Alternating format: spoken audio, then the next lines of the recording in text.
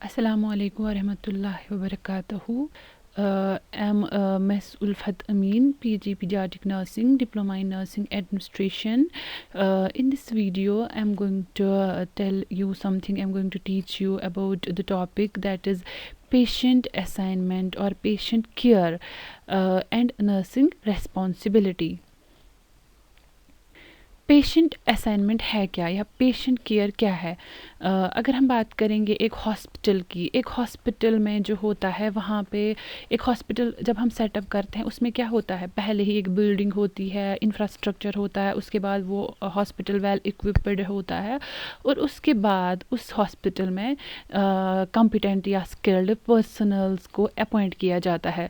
तो यहाँ पे अगर हम देखेंगे एक हॉस्पिटल अगर वो साउंडली ऑर्गेनाइज्ड होगा या ब्यूटीफुली सिचुएटेड होगा या वो वेल इक्विप्ड होगा, उसमें हाईटेक टेक्नोलॉजी होगी, लेकिन अगर उस हॉस्पिटल का जो नर्सिंग केयर है वहाँ पे जो नर्सिंग केयर मिल रहा है वो क्वालिटी केयर नहीं होगा, या हम यूँ भी कहेंगे उस हॉस्पिटल की जो नर्सेज है अगर वो कॉम्पिटेंट नहीं होंगी या स्किल्ड नहीं होंगी, तो वो हॉस्पिटल जो है उस हॉस्पिटल की जो अपनी एक रिस्पॉन्सिबिलिटी होती है towards the citizens, towards the people या टुवर्ड्स द कंट्री, वो फेल होता है उन रिस्पॉन्सिबिलिटीज़ को फुलफिल करने में। नर्सिंग सर्विसेज जो है ये एक पार्ट है टोटल हेल्थ केयर का, या हम यूँ कहेंगे जो नर्सिंग सर्विसेज है ये बैकबोन होती है एक हॉस्पिटल का। इससे क्या होता है, ये हेल्प करते हैं एक हॉस्पिटल को, एक ऑर्गेनाइजेशन को ये हेल्प करते हैं, उनकी जो नीड्स होती है, पेशेंट्स की जो नीड्स होती है, पेशेंट्स की जो डिमांड्स होती है, उनको फुलफिल करने में एक ऑर्गेनाइजेशन को हेल्प करती है। Now the definition of the patient care. Patient care actually है क्या? पेशेंट केयर है services rendered by the members of the health professional and non-health professional under the supervision for the benefit of the patient।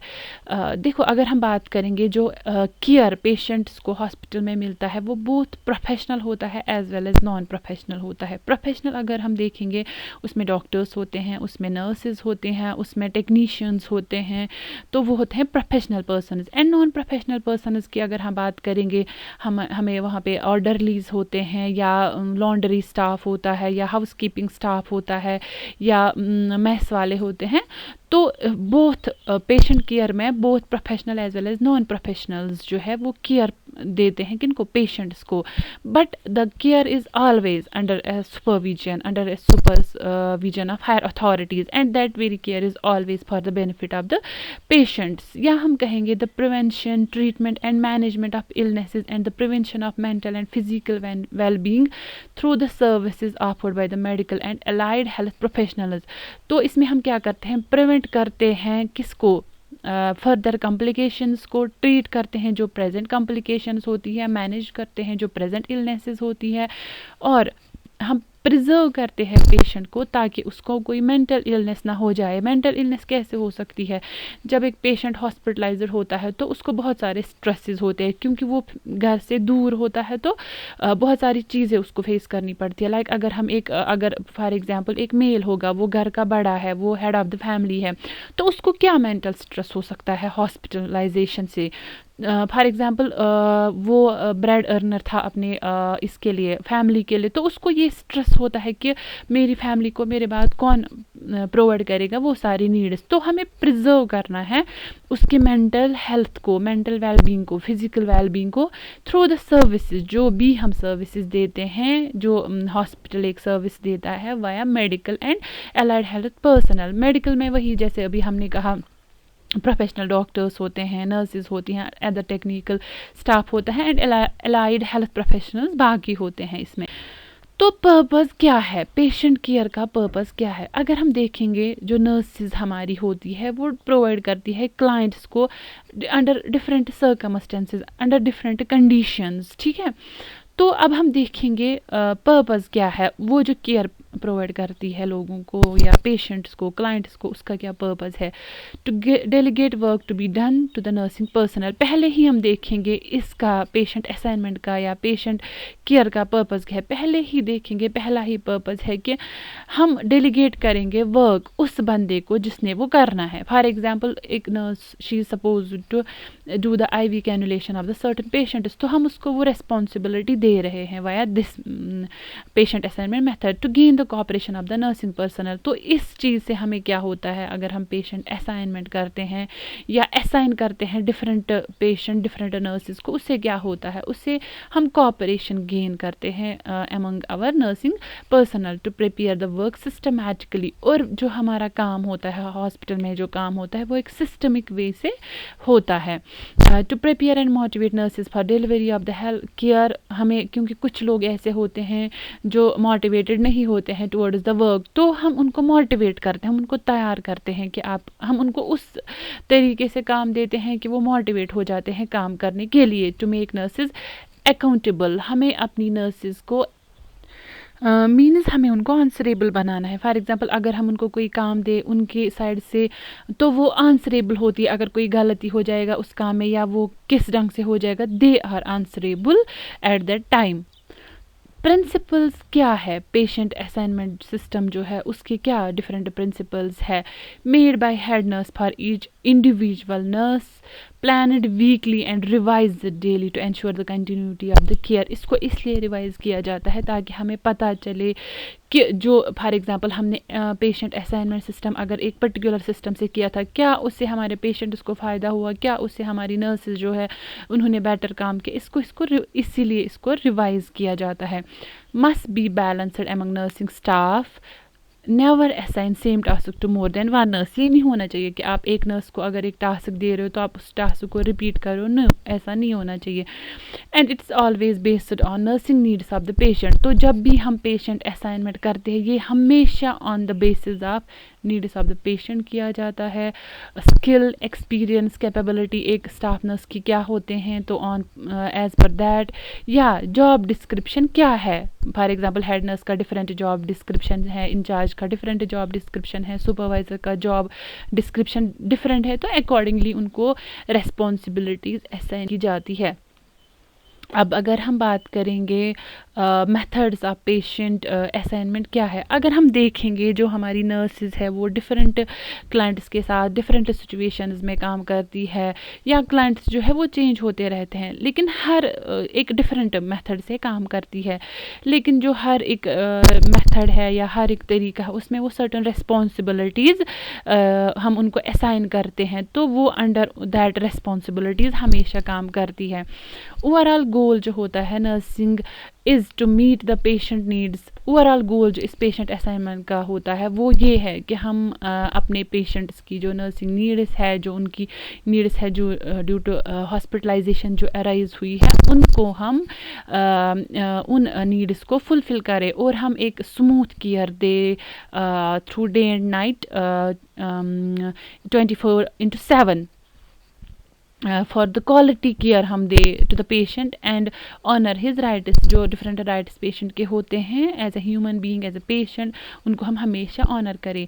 And to ensure the nursing care is provided to the patient, the work must be organised. Different methods क्या है, different methods ये है like case method है, functional method है, team nursing है, primary care nursing है, modular nursing है, progressive patient care है। तो इनको हम वन बाय वन डिस्कस करेंगे। First is the case method. Case method क्या है, केस मेथड वो होता है, इसमें क्या होता है टोटल, इसको हम बोलते हैं टोटल पेशेंट केयर मेथड भी। इसमें क्या होता है, एक जो नर्स है वो टोटली रिस्पॉन्सिबल होती है एक पेशेंट के लिए during her duty hours. For example अगर हम बात करेंगे एक वार्ड में 4 पेशेंट्स है, फॉर एग्जांपल ICU में 4 पेशेंट्स है और वहाँ पे 2 नर्सेज की ड्यूटी है during morning shift.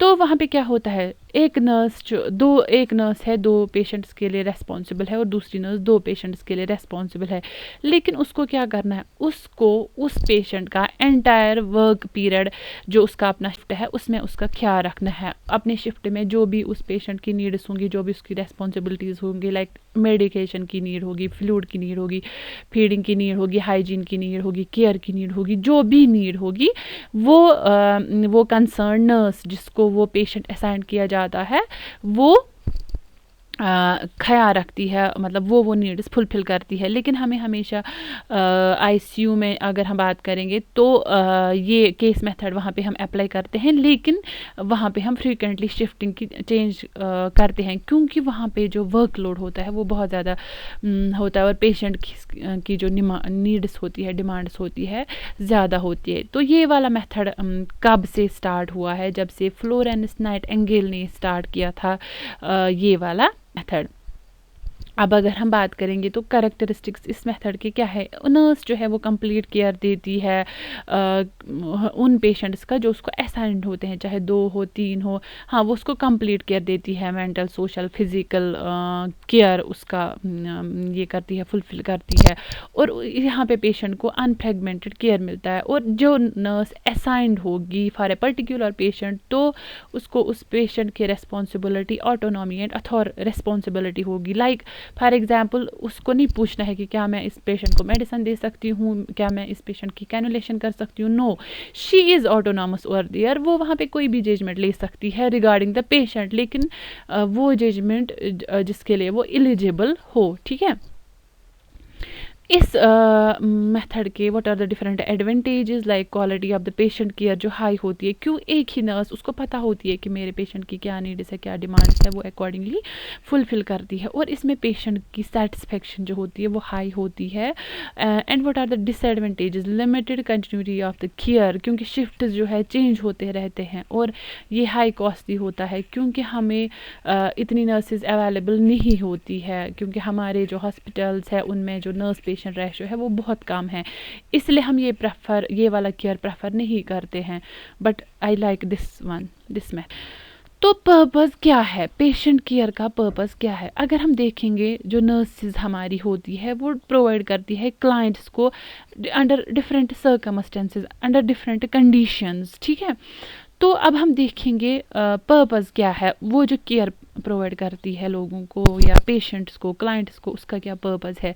To delegate work to be done to the nursing personnel. पहले ही हम देखेंगे इसका पेशेंट असाइनमेंट का या पेशेंट केयर का पर्पस क्या है, पहले ही देखेंगे। पहला ही पर्पस है कि हम डेलीगेट करेंगे वर्क उस बंदे को जिसने वो करना है। फॉर एग्जाम्पल एक nurse, she suppose to do the IV cannulation of the certain patients, तो हम उसको वो रेस्पॉन्सिबिलिटी दे रहे हैं via this patient assignment method to gain the cooperation of the nursing personnel. तो इस चीज़ से हमें क्या होता है, अगर हम पेशेंट असाइनमेंट करते हैं या असाइन करते हैं डिफरेंट पेशेंट डिफरेंट नर्सेज को, उससे क्या होता है, उससे हम कोऑपरेशन गेन करते हैं among our nursing personnel to prepare the work systematically. और जो हमारा काम होता है हॉस्पिटल में, जो काम होता है वो एक सिस्टमिक वे से होता है।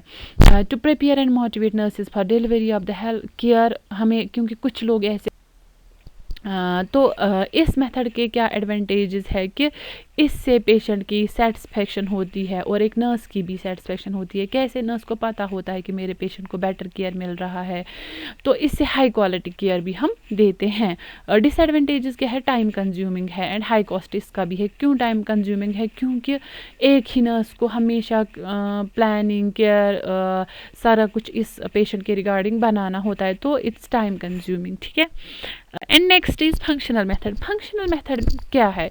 ये वो वाला मेथड है जहाँ जो टास्क फोकस्ड होता है। अगर हम बात करेंगे, देखो कैसे, अगर एक ICU में अभी मैंने कहा 4 पेशेंट्स है, तो मैंने बोला केस मेथड में अगर 2 नर्सेज वहाँ पे ड्यूटी है तो एक नर्स पेशेंट 1 और 2 के लिए रिस्पॉन्सिबल है, nurse B is responsible for patient 3 और 4। अब अगर हम फंक्शनल मेथड की बात करेंगे, वहाँ पे क्या होता है, अगर ICU में 4 पेशेंट्स है और 2 नर्सेज की ड्यूटी है ड्यूरिंग मॉर्निंग आवर्स, तो फंक्शनल मेथड में हम क्या करते हैं, ये टास्क फोकस्ड होता है। इसमें क्या होता है, फॉर एग्जांपल नर्स ए को हम देंगे कैनुलेशन करना और मेडिकेशन लगाना, और नर्स, लेकिन सारे पेशेंट्स का, ठीक है।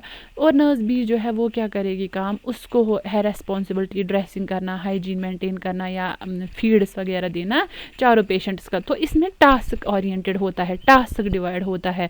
इसमें नर्सेज को रेस्पॉन्सिबल मेथड।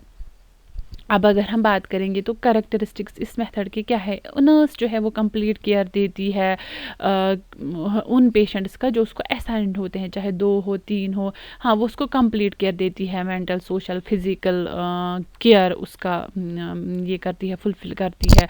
और यहाँ पे पेशेंट को अनफ्रेगमेंटेड केयर मिलता है। और जो नर्स असाइंड होगी फॉर ए पर्टिकुलर पेशेंट, तो उसको उस पेशेंट की रेस्पॉन्सिबिलिटी, ऑटोनॉमी एंड अथॉर रिस्पॉन्सिबिलिटी होगी। लाइक फॉर एग्जाम्पल उसको नहीं पूछना है कि क्या मैं इस पेशेंट को मेडिसिन दे सकती हूँ, क्या मैं इस पेशेंट की कैनुलेशन कर सकती हूँ। No, she is autonomous over there. वो वहाँ पे कोई भी जजमेंट ले सकती है रिगार्डिंग द पेशेंट, लेकिन वो जजमेंट जिसके लिए वो एलिजिबल हो, ठीक है।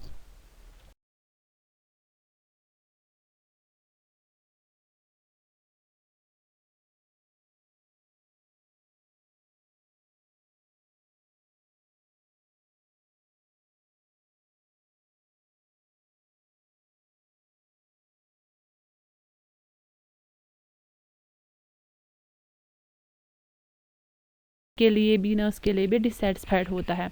Now the third is team nursing method.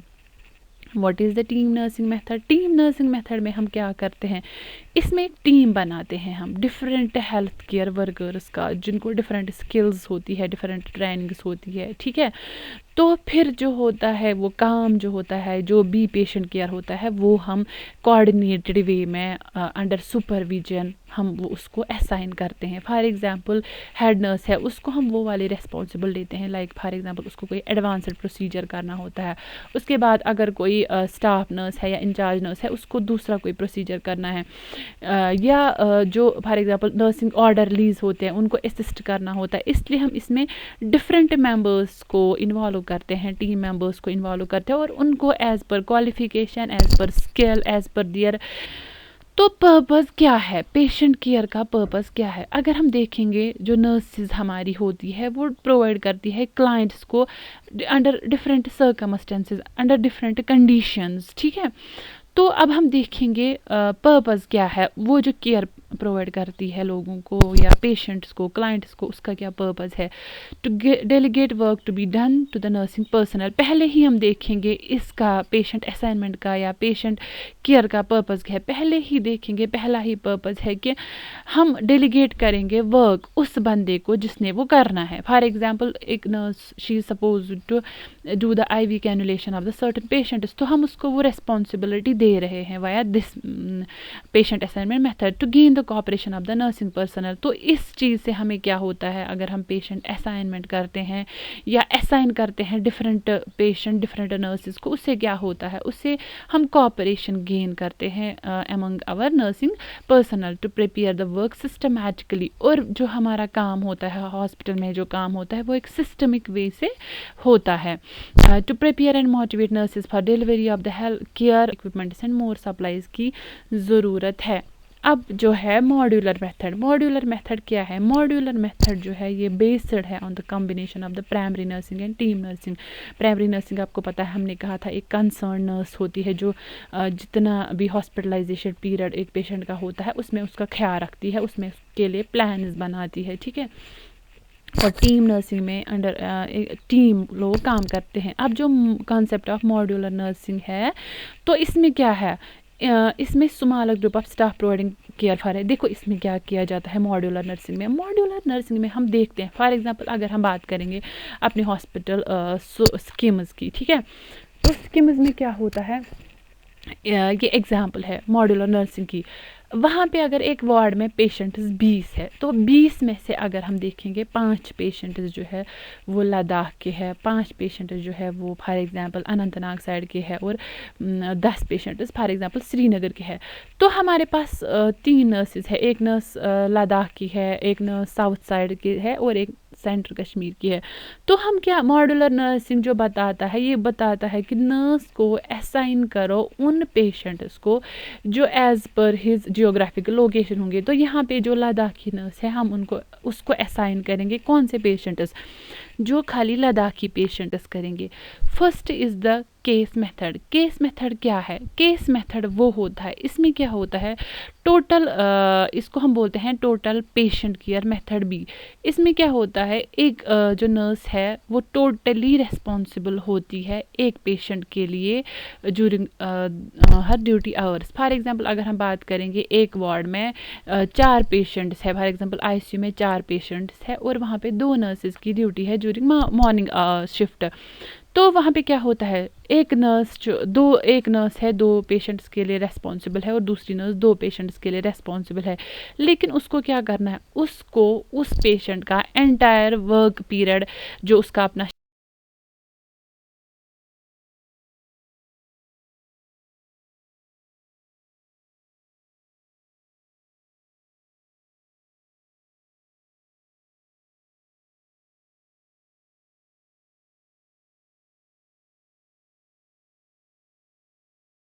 Skilled, highly skilled होना चाहिए।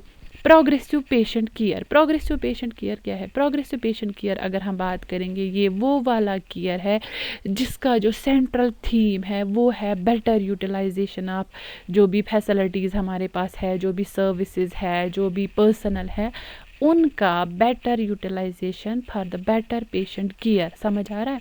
मतलब जितनी भी ऑर्गेनाइजेशन में फैसिलिटीज़ है, सर्विसेज है या पर्सनल है, उनका better utilisation for the better patient care. Here the clients are evaluated with respect. देखो यहाँ पे कैसे डिवीजन होता है वर्क का।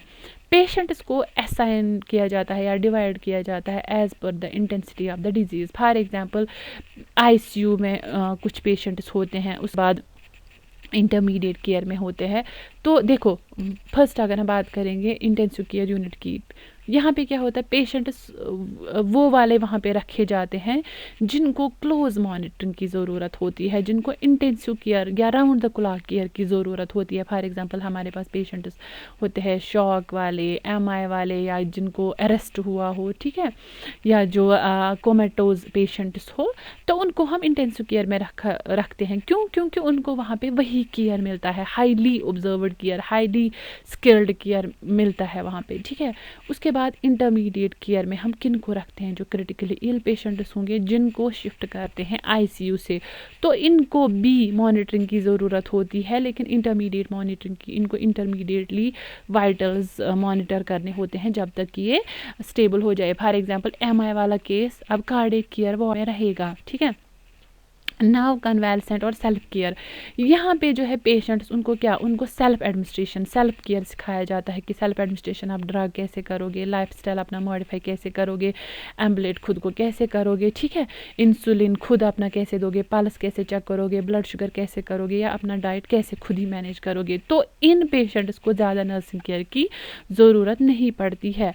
उसके बाद है next long term care. Chronically ill जो होते हैं, डिसेबल्ड होते हैं या हेल्पलेस पेशेंट जो होते हैं, उनको इनके यूनिट्स में रखा जाता है लॉन्ग टर्म के लिए जो होते हैं। तो इसमें क्या होता है, नर्स या एक थेरेपिस्ट वहाँ पे काम करता है, या पेशेंट की फैमिली, सारे लोग like patients family, nurse and therapist, एक कोऑर्डिनेटेड एंड कम्युनिकेटेड एफर्ट होता है जिससे इस पर्सन को सिखाया जाता है आप कैसे कोप करोगे, एम्बुलेट कैसे करोगे, उसको फिजिकल थेरेपी दी जाती है, उसको ऑक्यूपेशनल थेरेपी दी जाती है, ताकि उसकी जो डेली लिविंग है वो अप हो जाए। And next is home care. कुछ हॉस्पिटल्स ऐसे होते हैं जो होम केयर देते हैं, मतलब वो इक्विपमेंट्स, वो मेडिसन्स, वो सप्लाईज या नर्सिंग पर्सनल देते हैं आपको घर तक। फॉर एग्जांपल घर पे कभी होते हैं पैरालाइज्ड पेशेंट्स या post operative patients, mentally retarded patients, या कुछ पेशेंट्स ऐसे होते हैं जो लॉन्ग टर्म कीमोथेरेपी होते हैं। यूजुअली ये प्राइवेट हॉस्पिटल्स करते हैं। तो इन कुछ नर्सेज जो होती है इनके लिए रिस्पॉन्सिबल होती है जो होम केयर देंगे, ठीक है। एम्बुलेटरी केयर, एम्बुलेटरी पेशेंट्स जो है वो फॉलोअप के लिए आते हैं, डायग्नोस्टिक पर्पस के लिए आते हैं, कभी कभी रिहेबिलिटेटिव या प्रिवेंटिव सर्विसेज के लिए आते हैं। तो या हम यूजुअली कहेंगे ये ओपीडी पेशेंट्स होते हैं। तो इनके लिए जो नर्सेज, इनके लिए कुछ नर्सेज को या अकॉर्डिंगली उन नर्सेज को असाइन किया जाता है। अब उसकी एडवांटेजेस क्या है, clients in the best place. इसमें क्या होता है, जिस क्लाइंट को जहाँ की ज़रूरत होती है, जिस क्लाइंट को जितने केयर की ज़रूरत होती है, उसको उस टाइप का केयर प्रोवाइड किया जाता है। और क्लाइंट्स को हमेशा कोशिश की जाती है उनको इंडिपेंडेंट बनाया जाए और उनको बेस्ट पॉसिबल जो भी अवेलेबल हो हमारे पास सोर्सेज इक्विपमेंट्स वो प्रोवाइड किए जाते हैं, और जो जिस टाइप के स्टाफ उनको चाहिए उस टाइप का प्रोवाइड किया जाता है। और जो वहाँ पे ड्यूटी हो वो फुल कैपेसिटी के साथ उनको अपना फुल मतलब फुलेस्ट जो भी उनकी कैपेसिटी होती है वो देते हैं। अब इसके डिसएडवांटेजेस क्या है, कंटिन्यूटी ऑफ द केयर जो होता है वो डिफ़िकल्ट होता है, और long term nurse patient relationship जो होती है कभी बनती है लॉन्ग टर्म पेशेंट रिलेशनशिप, वो फिर डिफ़िकल्ट होती है मैनेज करना। And this was all about the patient care, और we can say patient care assignment and the responsibilities of the nurses. Thank you so much.